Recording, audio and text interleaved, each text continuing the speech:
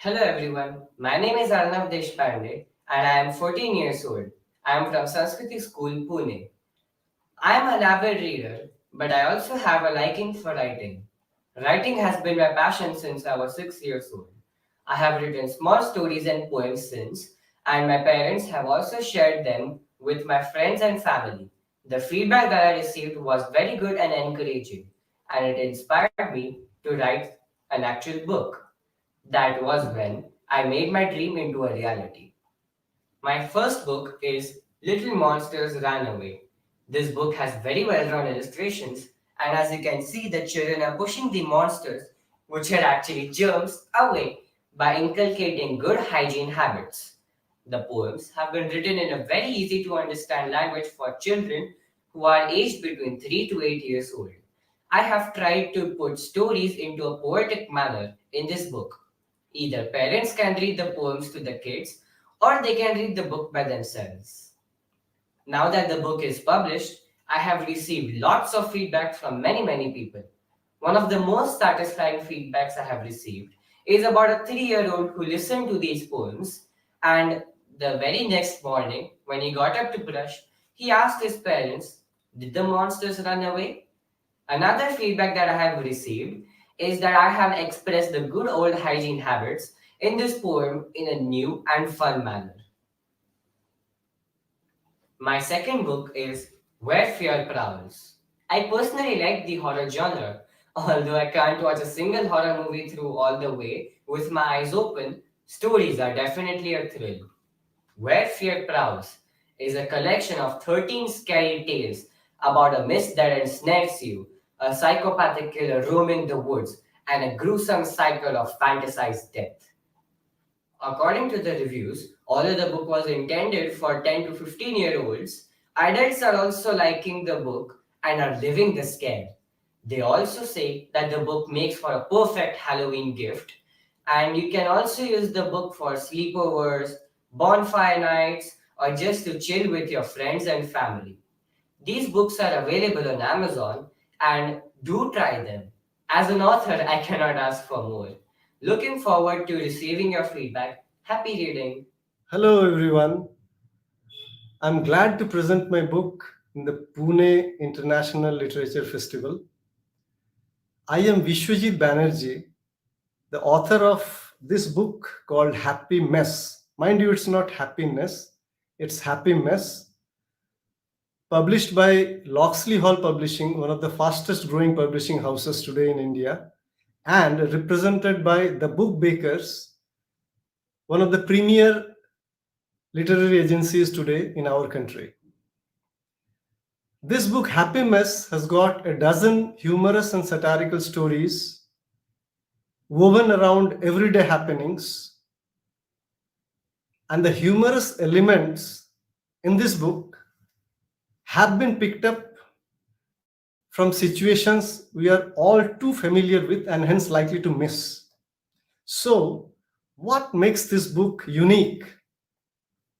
Number one, this book actually spots humor in situations where they are least expected to exist. And number two, by the end of this book, the reader will be able to happily reconnect with the wicked and the mean portion of his inner self. And as a humorist, I believe that That's one area which is grossly underestimated and unrepresented as well. The characters in all the stories get caught up in messy situations, and once they frantically try to free themselves, the situations turn more messy and extraordinarily funny. So that's why the name Happy Mess.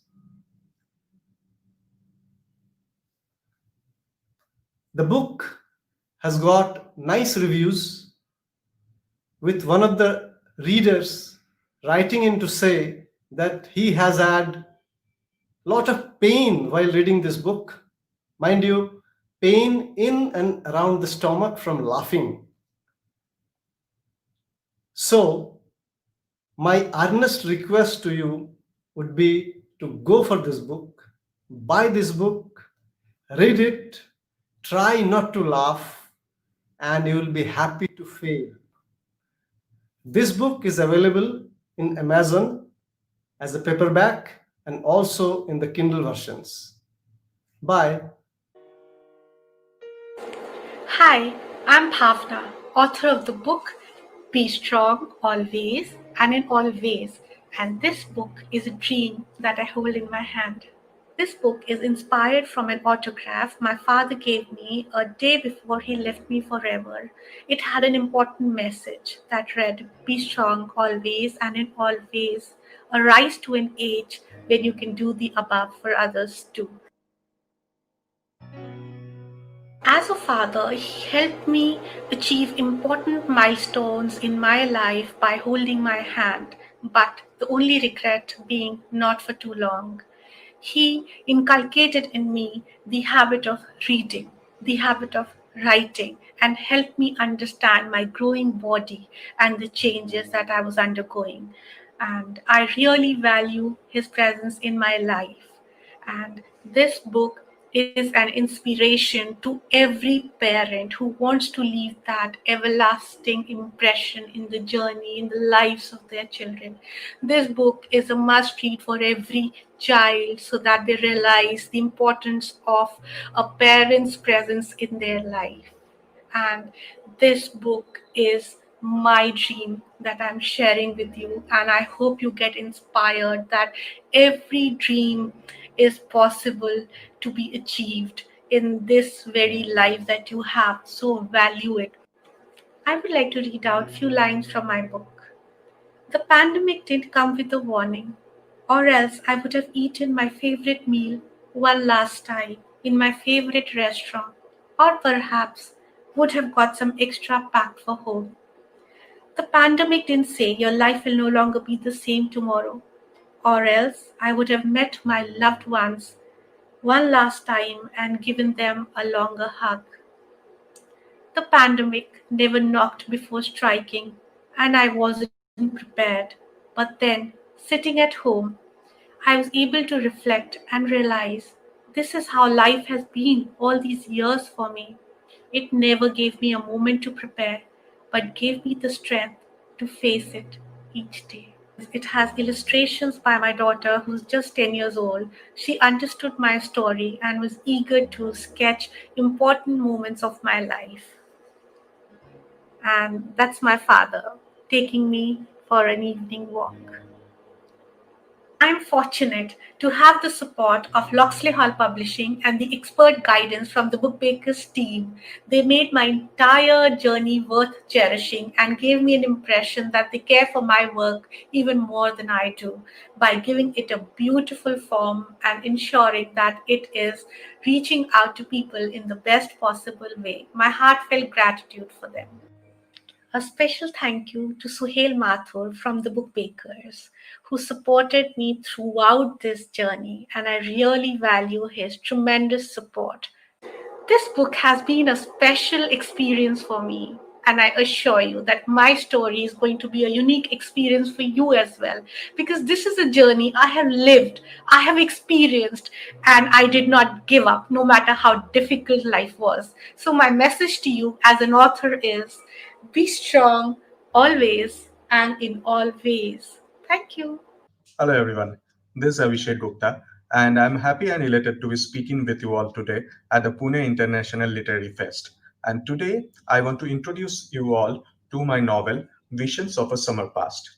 My book, Visions of a Summer Past, was published by Locksley Hall Publishing, and it was represented by the Book Betters Literary Agency run by Mr. Suhel Mathur. A little about this book and what sets this apart. My book belongs to the magic realism genre.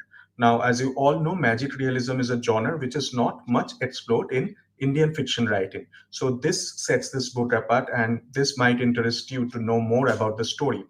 Now, I have two distinct timelines in this book. One set in 1940s pre-independence India, and another set in today's contemporary world.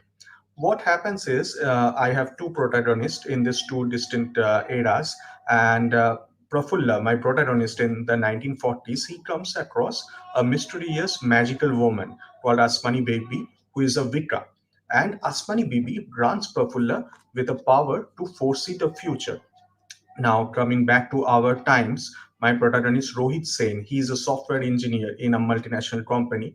He travels to the United States of America and meets yet another mysterious woman called Celeste. And Celeste gives him the power to get visions of a past. Now, Prafulla and Rohit are getting visions of each other's life. But why are they doing so? And why did Asmani and Celeste grant them with such powers? To know it all, you have to pick up and read my story. How my book is faring? Well, I am very happy the way it is doing. My book has been nominated at multiple literary awards, and it has recently won the best fiction fantasy award at the Coimbatore Literary Festival. It has been also nominated in the fantasy category at the Sharing Stories Book Awards. And I hope more laurels are to follow. Coming back to reader reaction, I have got scores of very nice reactions. People have loved the book, and I am really humbled. I am really honored that they have showered so much love on my novel. I have received words of appreciation from famous authors such as Neil De Silva, Rishi Vora, Maitreyi Bhaduri, Saurabh Mukherjee, to name a few. And you can go to Amazon or Goodreads and look up my book, and you can read the reviews before making your decision to pick it up. There are 20 plus 2025 fascinating reviews already, and more are to follow in the coming days. And people have loved the book on Instagram, on Goodreads, on Facebook. You can type my book's name and see the reader reactions, and that will give you an idea why this is a must read for you. So please, please, please read and support my book, and I hope you like the story. And once you read this story, and once you have an idea about it, please send me your feedback. So be it in an email form, be it on social media, I'm very accessible on social media, or be it as a review on Amazon or Goodreads. Please, please, please write. Even a one-liner review will really help me to do better, to come back to you with more stories in the future. Thank you all. I hope you read my book and enjoy it. Thank you very much. Hi, I'm Ria Matthew, author of The Cookbook Five Ways, published by Locksley Hall Publishing and represented by Mr. Suhail Mathur of The Book Bakers. Before I get into the details of the cookbook, let me tell you a little bit about myself. I was a retail merchandiser before I became a food writer. My upper side of the family was in Malaysia for a long time before they finally moved to Kannur, a seaside town that I grew up in North Kerala. My Amma side of the family hails from Kuttanad, the backwaters of Kerala. So, growing up, the kind of food that I ate had a heavy influence of Southeast Asian cuisine, South Kerala cuisine, North Kerala cuisine, which was again influenced by the foods that were made by the Portuguese, the lovely bakery items by the English, and of course the Persian cuisine. I started cooking from a very young age under the expert guidance of Amma, who is a caterer and cooking instructor herself. To document my recipe collection, I started a food blog called Ria's Collection 12 years ago. It was one of India's first few food blogs. And it showcases recipes from all across the world, and it garnered about 120,000 views every month since then. Writing a cookbook that reflects my style of cooking had always been a dream ever since I started my food blog. And after graduating from Le Cordon Bleu in 2016, I got that much needed push in order to pursue this dream of mine. Highways, my cookbook, is a mindfully curated collection of an exciting assortment of heirloom and modern recipes. It's a must have for everyone who likes to cook, eat, and entertain, and makes for a treasured keepsake to pass on to the next generation. It highlights 5 methods of cooking, such as baking, steaming, stirring, chilling, and frying, and contains 75 recipes for cooking, appetizers, main dishes, sides, salads, drinks, and desserts for each method.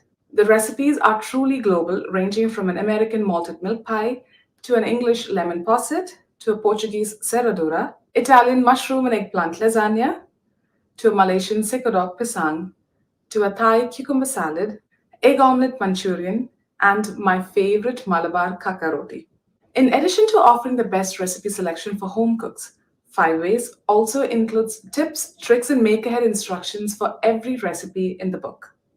It will help the cooks of all skill levels to cook with ease and confidence. Five Ways also includes 14 stunning pictures of the finished dishes. My cookbook, Five Ways, released on December 4th, 2020, is now available on Amazon India and Pustak Mandi, and it became a number one bestseller on Amazon in under 12 hours of its release.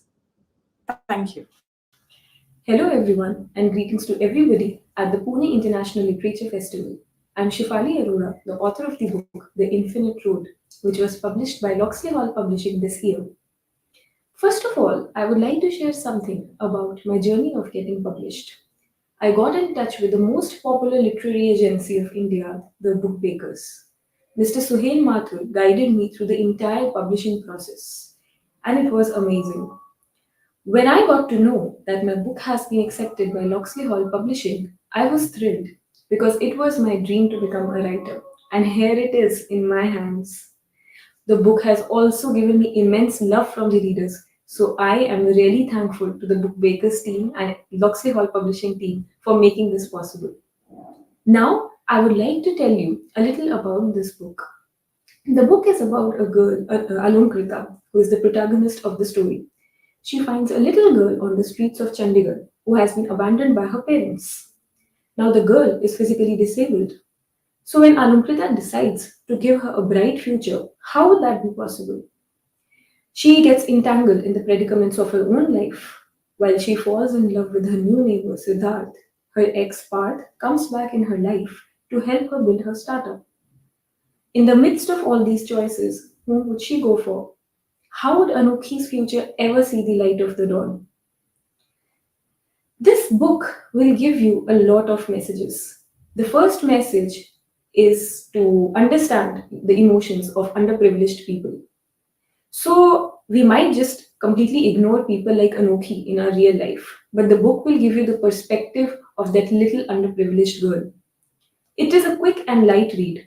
Anukrita and Anokhi are walking on the infinite road of life where they come across a number of hurdles and there are a number of crossroads. But with little hope and patience, you can overcome it all. That's going to be your takeaway from this book.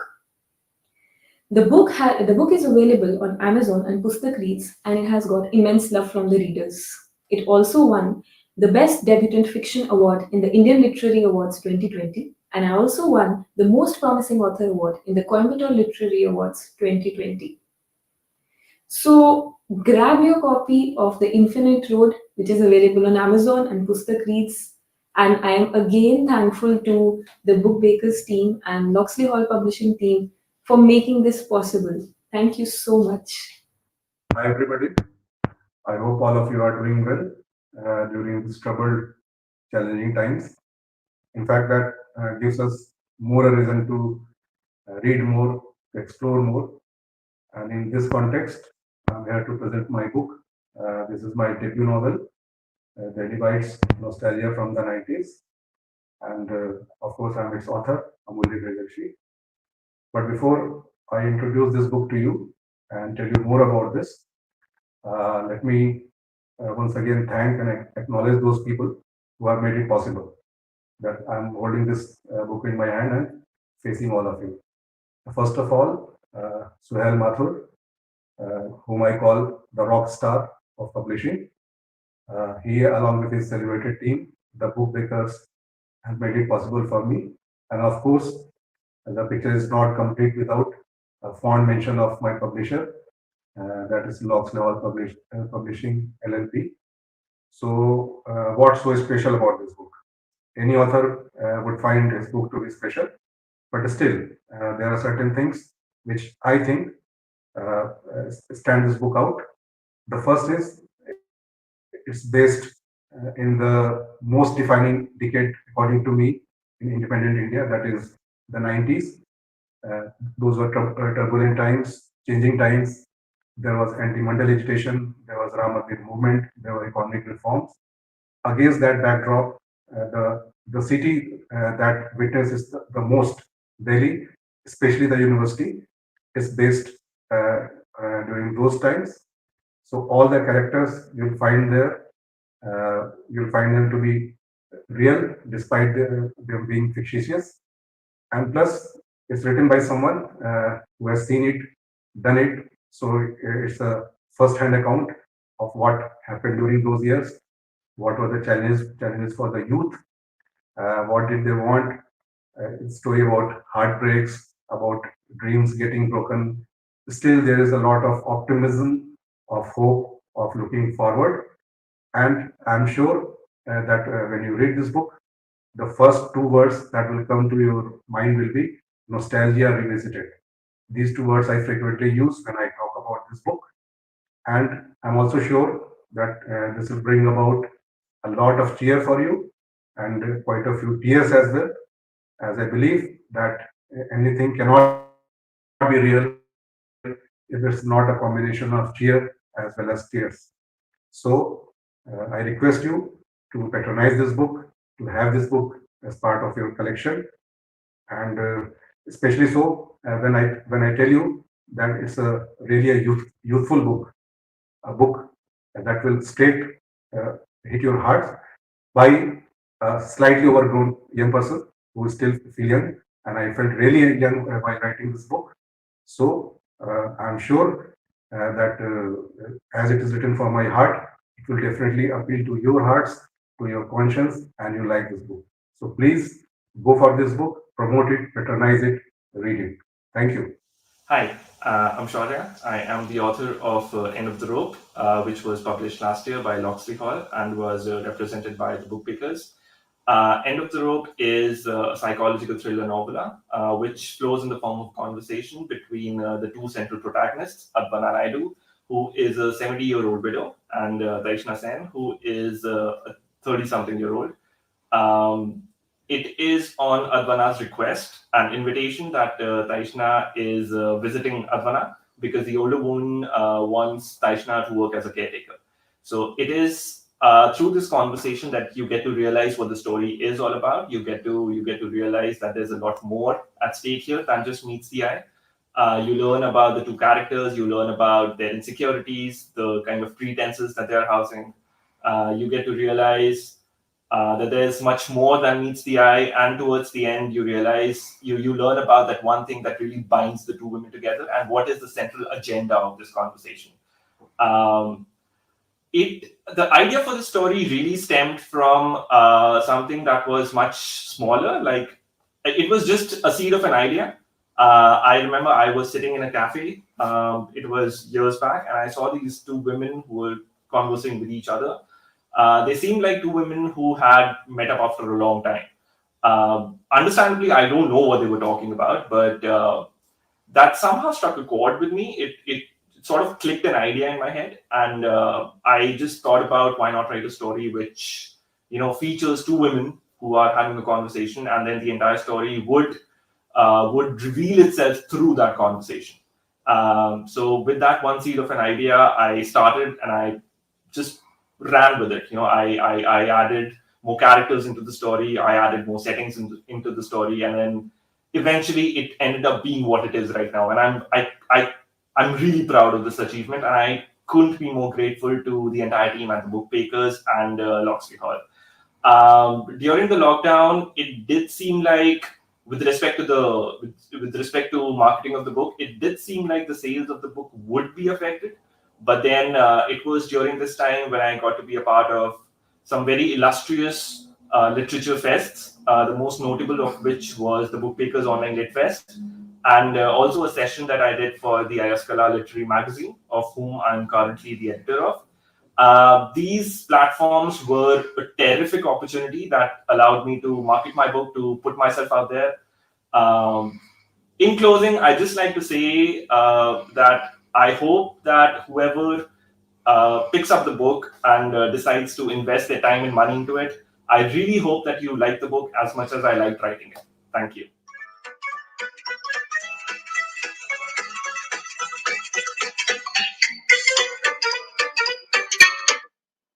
Hi, friends. My name is Amitabh Dilip Sarvate, and thank you for listening to that goofy introduction of my book, Dhantaran, and I'm thrilled to bring it in front of you.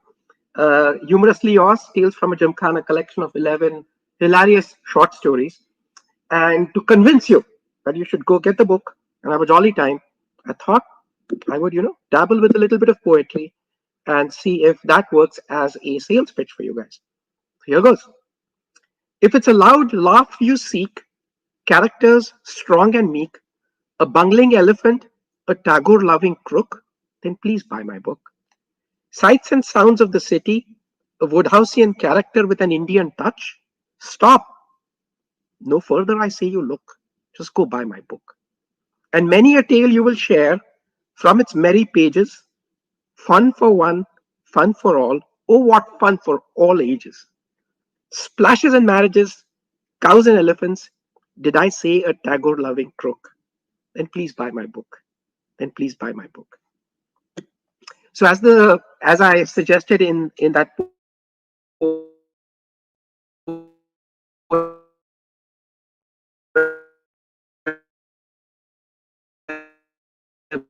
gets a little tipsy on occasion, So as I was working on this collection of short stories, I thought it would be wonderful to create such a character, but in an Indian Indian city called the Deccan Gymkhana Sports Club. And there he regales his audience, often on their time, with all kinds of stories, witty, humorous, many laugh out loud moments, some with a twist of irony as well, on various slices of life in the modern city. And a lot of these stories are actually inspired by true life events. So I hope if you're looking for a fun read in this depressing COVID environment, something to get up your spirits and have a wonderful time, and a throwback to a PG Woodhouseian style. And if I should say so, for my dear Puneri friends, uh, maybe even a style reminiscent of the famous humorist Pula Deshpande, and I say this with a lot of humility, then I think you will enjoy this book a lot. As a way of introduction, I have co authored previously a book of nonfiction. I'm also a poet and I write poetry in both English as well as in Hindi. I have written many full length novels in the middle fiction, middle age fiction genre, and I'm working on a full length novel, which is a follow up to The Tales from the Gymkhana, which will feature a lot of the characters that showed up in these short stories. So I thought I would just conclude my sales pitch with a small read from the book uh, cover, and that should completely seal the deal so that you can rush out after you listen to this video and go get the book. A mistake of elephantine proportions, an arranged marriage mission with an unpredictable twist, a tennis legend to the rescue, more shades of characters trapped in a city square, a screw up that leads to the biggest career break. Enter the world of Balkhordar, the garrulous storyteller of a legendary sports club based in the heart of the burgeoning Indian city. Let his narration of real life stories take you to a world where mischief, mistakes, and mirth abound in comic glory. Thank you very much and happy reading. My sleep diary. Reflections Within and Beyond. This is an educational book. Initial 3 chapters I have written about what is sleep, what are the functions of sleep, how do we sleep. And then this book goes on to actually start talking with you because it's your diary, it's your sleep. This book has ample space to write your notes where you can write down what are your problems. There are several questions which I'll keep on asking you and you'll keep on answering because sleep is something which is not like one pill, one cure. Each one of us has our own factors, has our own problems which may affect our sleep. So one needs to find out oneself what makes my sleep better. And that's what this book is all about. So it will be, after some time, it will be something like your companion, and you will identify how can I make it better. Now, whenever I used to see patients, I used to realize that the history starts for any sleep disorder much before then the patient actually comes to you. So it's sometimes in years, like years back, there were some traces which were identifiable. And if he would have come to know, the patient would have come to know, maybe he wouldn't have landed up in a sleep disorder. So that actually made me to write this book. And I thought that rather than ending up later with a disorder, why don't we write a book where each one of us, anybody who can just read the simple English language, can actually come to know when he's ending up in a problem and actually can take a U-turn and make his sleep better. So I hope you like this book. In fact, I hope it becomes your diary. And to make it very simple to read, I have taken utmost care that each one of you can understand this book. So there is not much of scientific jargon, but it's explained in a very easy language. Secondly, what I've tried to do is give some case studies or some examples of some sleep problems which are usually seen, commonly seen. When you see it, when you read about it, you will realize that they're so commonly heard about. And that will give you an insight that, this is what a problem looks like initially. And that's where we can actually act. So those case stories are also there in the chapters, and you will enjoy reading them because they'll look very familiar, and you'll be able to find out a solution on your own. So I hope you have a nice time reading this book and you enjoy this book. And I have put my heart into it, and I'm sure it will make wonders, especially in these times when we have to look after our sleep, because sleep is something like a basic ingredient for our emotional health, for mental health, for physical health, and for our well-being. So have a happy life, a good sleep, and sleep tight. Bye-bye. Hi, I'm Ridwan, a first-time author of a book called 8 Decades of Decadence. This is published by Loxiel Publishing with a lot of help from my literary agent, the Book Bakers. So thanks a lot for that. First of all, what I would like to say is that if you're a very keen observer of our society and civilization and really wondered how we have survived that long, this book is for you. It'll give you a taste of our land and our immortality. Even if you look in the cover itself, the old man here, he represents our immortality in that sense, and Ganga in the background, that is our civilization in reality. Secondly, if you're a young reader and you're looking for something which is, other than suspense and, romance and all the filmy stuff, right? This book is for you. It'll put you face to face with how people have lived their lives. There's no virtuality involved in this at all. So there's a bit of excerpt from an Amazon review I got on this book around the video.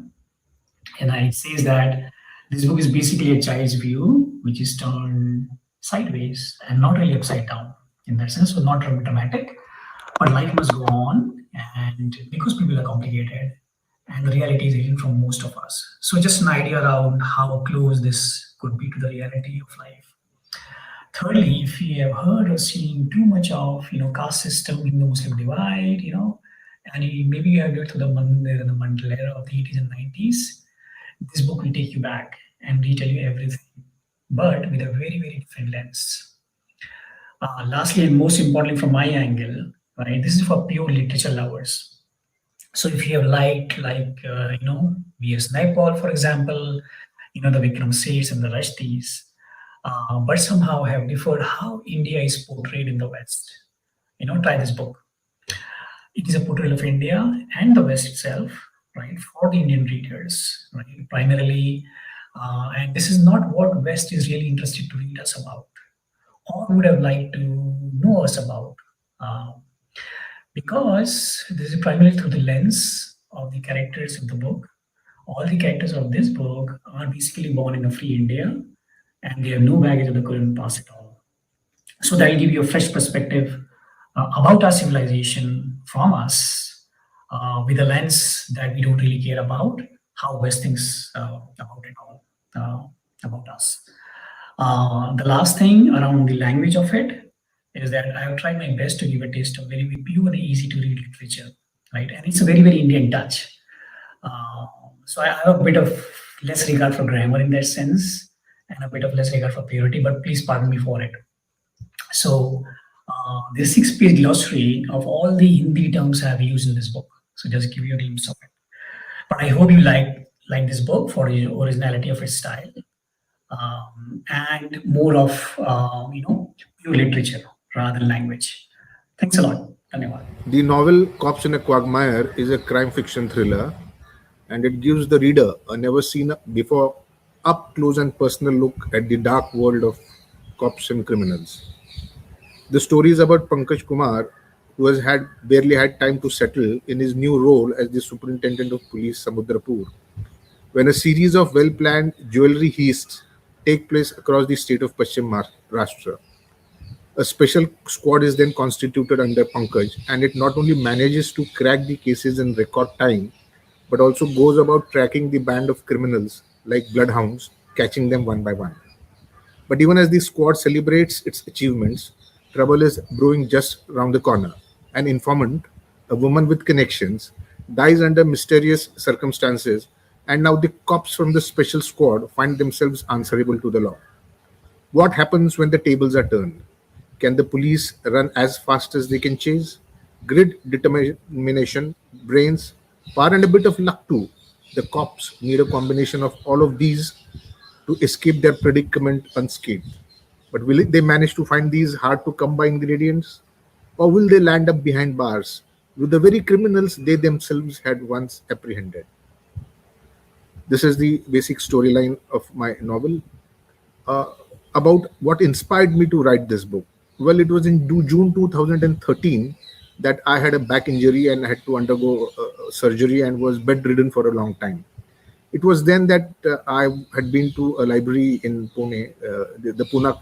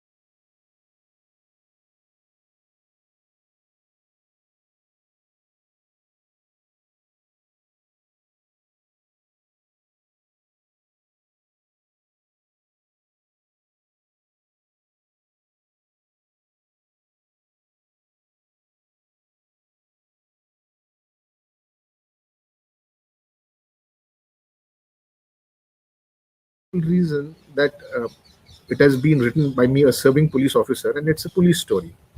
And I must state here that I have drawn quite heavily from personal experiences, and it's a very honest account. So the reader would definitely find it very interesting. And if one were to ask, in what way is my book different? Well, to begin with, unlike other racy fictions, but there are no super cops in this. All the characters are as fallible as any other. So it's, I would say, a very level-headed. It is not a very racy kind of a story, but it moves at an adequate pace, and it's a very grounded kind of a novel. And you must read it, and I'm very sure you will like it. I'll just read a couple of paragraphs. The Home Minister was a leader, popular among the masses, a poster boy of his political party. Some of the reporters lauded the Home Minister for his initiative on welfare measures for the constabulary, housing and timely payment of allowances in particular, and wanted to know what more was in the pipeline. It was a welcome question. One of the videographers wanted the Home Minister to look in a certain direction for a perfect shot of the press briefing. Oh, it was all as delightful as an early morning walk in a picture perfect park. And then a short, hunchbacked reporter representing a native language daily flung a question at the Home Minister which Pankaj had hoped none would ask. Sir, just a few days ago, Koini Kungo, a Bella woman who was found in a delirious state in the Samudrapur crime branch, died. Her relatives are accusing the police of being culpable. The Samudrapur police are dismissing it as a case of suicide. Is the matter being hushed up? The articulate Home Minister looked stumped for an instant, only to regain composure immediately. I hereby order a magisterial inquiry into the matter. The collector will conduct the inquiry and submit the findings to the Home Ministry. He responded as he walked to his Z special convoy without even looking at Pankaj once. Hi guys, how are you? Hope you're doing well. I'm Saurabh, I'm a filmmaker and an author. And if you're looking for a recommendation on what to read next, can I suggest a fantasy fiction? We generally tend to stay away from fantasy fiction because it's generally categorized as a young adult or a children's genre. But I can tell you from my personal experience that it's not. It has something to offer to everyone. And in that vein, I would like to recommend this book to you. This is Ahem. This is my debut book, and it's been a long time in development. It's taken me about 5 to 6 years to create this world and this universe, and I'm really grateful to Suhail Mathur of the Book Bakers and Loxley Hall Publishers for believing in that vision and helping me get this book out there. And truly, I would not be speaking to you guys without them. So thanks a lot, Suhail, Book Bakers, and Loxley Hall. So to tell you a little bit more about Ahem is that it's actually set in an alternate world. You can actually see the worlds here. So there are three separate worlds, like the Arcadia, Netherworld, and the Earth. And the races of demons, spirits, and humans are actually residing there. And there's a fourth race called Rekaites, who are actually charged with the protection of humans. So the story follows Bani, who's a demon princess, and she is out to seek revenge against the spirits for past wrongs. And Riju, who's an exceptional retired warrior, and but who does not know what his past is. He actually has no memory of anything apart from the recent past. And the world that Ahem is set in is very wonderful, as in I obviously like it because I created it, but it's filled with different characters, locations. So there are mages, there are jinns, there are demon princesses, there are royals, there are Rekaites, there are humans. So it's really filled with a lot of characters, and each of them have their own motivation for doing things. But the crux, that the baseline which actually forms Ahem is that it's an exploration of whether there is a universal right or wrong. And so, for example, if what is right for one character might not be right for another character. So that's something which Ahem explores. And to tell you more about Ahem, and why you should read it is because it's a very visual book. in terms of that, I have drawn on my personal experiences as as someone I worked on the promos of Mahadev and a lot of other VFX shows and stuff, and big battles and huge exceptional fights is something that I've always been a huge fan of. And then suddenly you see a whole lot of influx of these super mega blockbuster action films like the Avengers and stuff. And so that sort of a visual element is what you will find in Ahem. Uh, and that is something which I'm really happy that that is something I wanted to put forth in a book, and that is something which is being appreciated by the readers also a lot. A lot of them have come back to me saying that this is a very visual book and they like it. And so, which is why I would suggest I would not really want to give away too many spoilers here. But another thing which sets Ahem apart is that there are a lot of strong female characters, which is generally something lacking in fantasy works, except as a romantic sidetrack, but not in Ahem. So if I or out of my five main characters, three of them are females, and they're all very strong in their own right. And I would definitely love it if you would give a read and tell me if whether you like it, whether you don't like it, what you would want to see improved and stuff. You can always reach out to me on Tales of the Thakur. And so I sincerely, really do hope that you read Ahem. Thank you. Hey everyone, I'm Abdul Qadir, author of Vapor Trails, my debut novel published by Vishwakarma Publications in India, and I'm represented by the Book Bakers. I'm here to answer a few questions about my book. First one being, what is my book about? Well, my book is about drugs, sex, rock and roll, death, and morality. And it's also about a certain parallel society and a subculture that exists everywhere. What I've tried to do is I've tried to lay it bare for everyone to see just how it works so that they can get a better understanding of what life on those side of the tracks is about, I guess. Question number two, what inspired me to write this book? That's pretty simple. I just wanted to write a very twisted love letter to the city that I was born in, which is Islamabad in Pakistan. And the second inspiration most definitely has to be a really colorful bunch of characters I've met along the way of life and living, and taking some artistic license in terms of their exploits. Question number three, why should people read my book? Well, my book is very different in the way it's written. I'm hoping it is not the sort of a voice that you hear coming out of South Asia. So that's something I'm very proud of. A second reason is obviously that it's very, very relevant to a lot of the social issues that are going on in the media right now in India and in Pakistan, especially around celebrity culture. I'm also supposed to read a little passage from my book. I guess I'm going to read the one that hits. So here we go. His full name was Tokir Davis, and he was no longer the big swinging dick of yesteryear that everybody thought he was.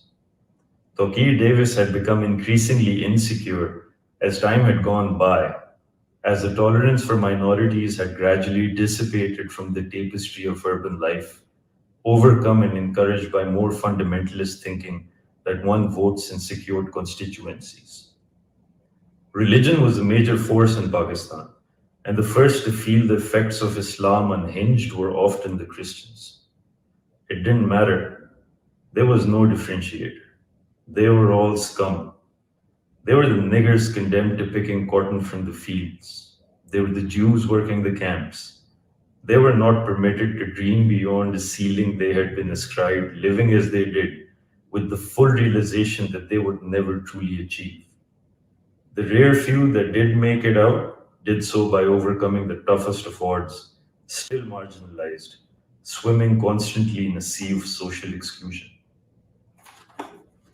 not the happiest thing to read, but trust me, this book is insanely funny at the most inappropriate places. If I'm not going to be conceited about this book, I don't think anyone else will be. So I do hope you guys give this book a chance. I stuttered there. Nervousness, I guess. Leave a review when you have read it. I'd really appreciate that. For everyone else participating in the Lit Fest, best of luck. I am proud to be included amongst all of you really fantastic writers. Thank you. And this is my book, A Life of My Own, and it's about gender biased sex selection. And so I'd like to read the blurb of the book for you. Shweta is pregnant after years of issues with infertility. Her husband Rahul and his parents force her to consult a doctor who will illegally reveal the gender of the child. When Rahul finds out their child's gender, Shweta faces a harsh choice. Should she save her marriage or her child? Meanwhile, the unborn child hears a voice resonate within. She asks, "Who are you?" "Child, I am God," comes the reply, and the conversation begins. With elements of magical realism, this poignant novel is an unflinching portrayal of a woman's innermost struggles in her journey to break free. So that's my book, and I'd like to talk to you a little bit more about it. The inspiration to write A Life of My Own came from a very personal space. My mother shared the story of my birth with me, and there was one particular detail that remained with me. She told me about how she had been really keen to give birth to a daughter, but how surprised the nurses were at her reaction of delight, because the hospital staff were more used to seeing reactions of remorse and disappointment at the birth of a girl child. And I was genuinely confused. Why would anyone be disappointed with the birth of a girl child? And this jarring question remained with me for many years in my teens. And at the time, I had already started reading about gender rights movements across the world. And I was more and more aware of the marginalization that women and girls have to face and how it really shapes the narratives of our lives. It shocked me that the state of affairs could be such that anyone would want to end the life of a child solely because of its gender. This mass genocide occurs in the everyday life of a family. Why should you read A Life of My Own? Are you looking for an inspiring read? Do atrocities like gender bias sex selection make your blood boil? Are you questioning gender norms? Are you excited by gender equality?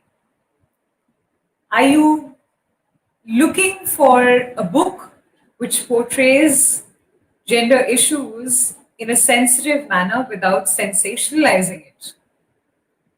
Do you want to read a book about a woman who overcomes one of the toughest struggles of her life and how she did it? So, if you do, here's my book, A Life of My Own, and I would highly recommend that you pick it up and read it.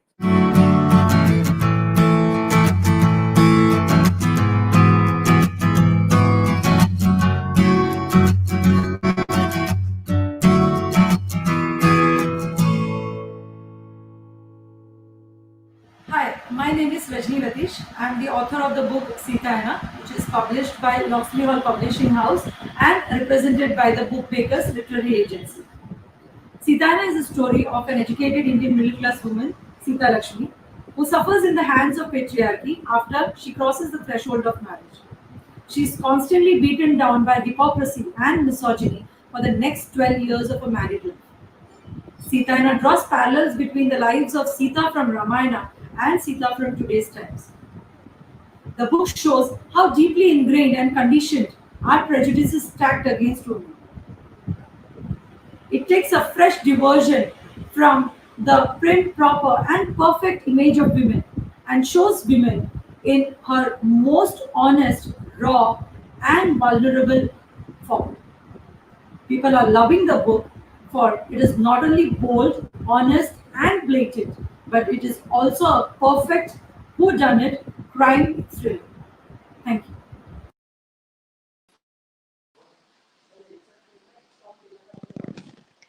you. We hope we have left you with an itching feeling to go and grab some of these books right away. Next up, after a short break, we have our next session, Atmai Nirbhaitecha Prerna Sotra. At 2 p.m. I'm really looking forward to meeting you guys. Thank you.